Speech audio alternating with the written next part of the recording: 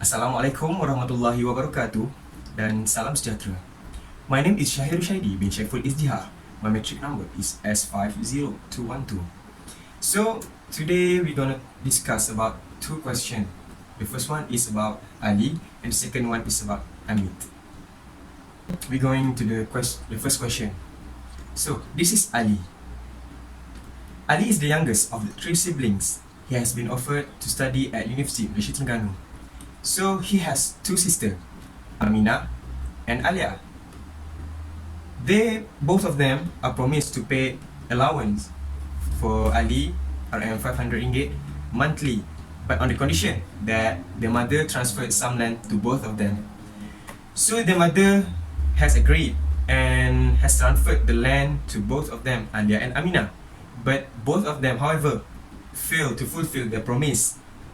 So Ali sued them for the promise. So the question asks us to advise Aminah and Alia.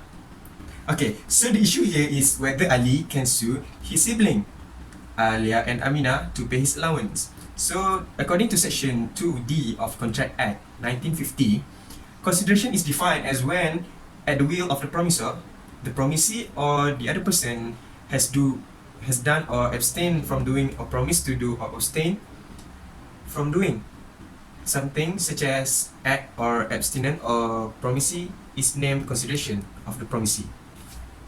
So basically consideration is referred to the price paid by one party to another party for obtaining the other party agreements. Consideration may be not in the form of money, but it also can be in form of act, obstacle or patient of doing something.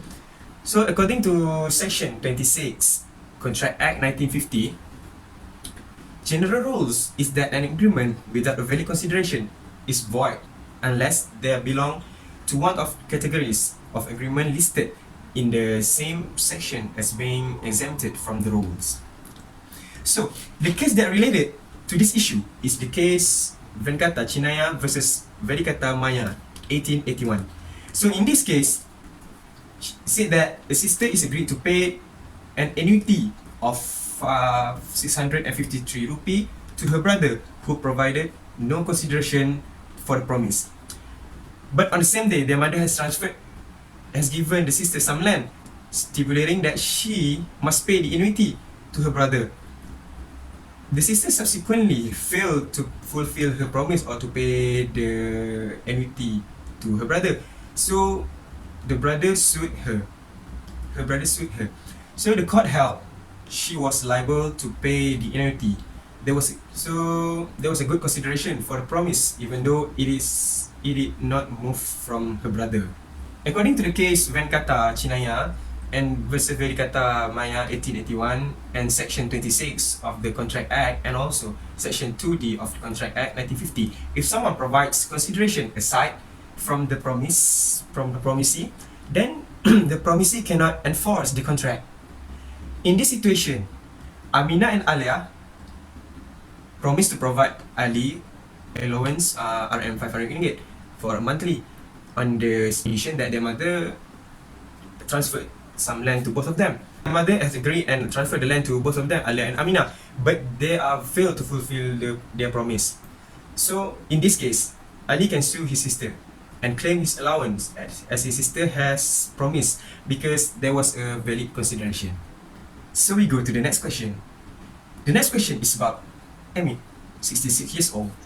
He is an entertainer and a multi-billionaire who wished to divert his luxurious lifestyle after being diagnosed for stage 4 of the colostrum cancer. On May 2019, he executed a deed of gift in respect of whole of his property in favor of his spiritual advisor, Mr. Mohan. Okay. So the reason for the gift was his desire to secure benefits to his soul in the next world. Soon after the execution of the said deed, his family advised Amit to cancel the deed. So the question asks us to advise him. Okay, we're going to the answer.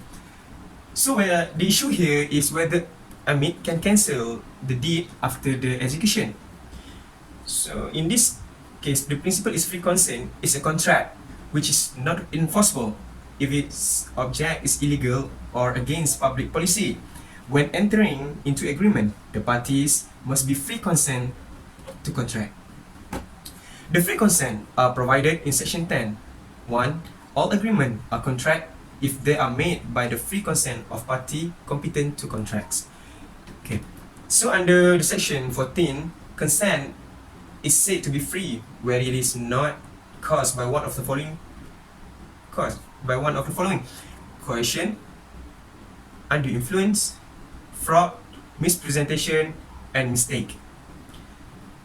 According to section 19 and 20 of Contract Act 1950, provides that when consent to an agreement is caused by coercion, fraud, or mispresentation or undue influence, the agreement is a contract voidable at the option of the party whose consent was so caused.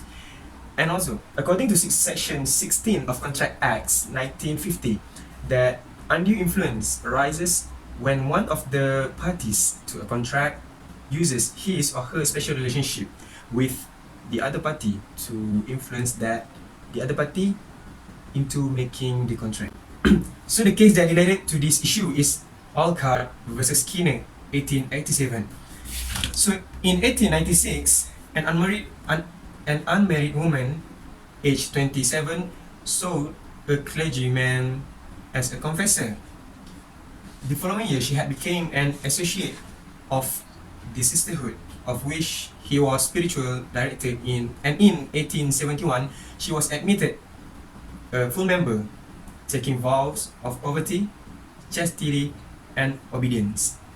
Without independent advice, she made gift of money and stock to the Mother Superior on behalf of the sisterhood. She left the sisterhood in 1879, and in 1884, she claimed the return of the stock.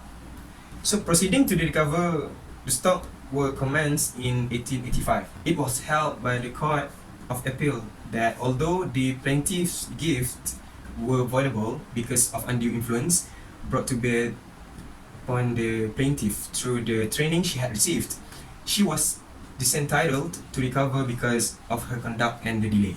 So in this case, according to Section 14, Section 16, Section 19 and 20 of Contract Acts 1950, and also the Alcott and Skinner 1887 case, an agreement that made under a mistake may be void.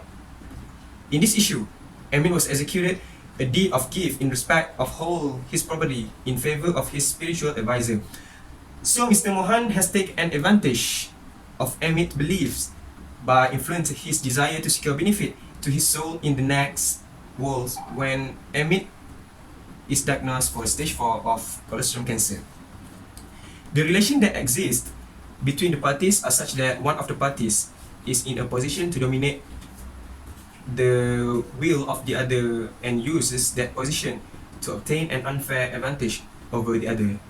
So the conclusion for this case is that the contract was voidable because Emil is undue influence when he is diagnosed for stage 4 colorectal cancer. So that's all from me. Thank you for listening. Assalamualaikum.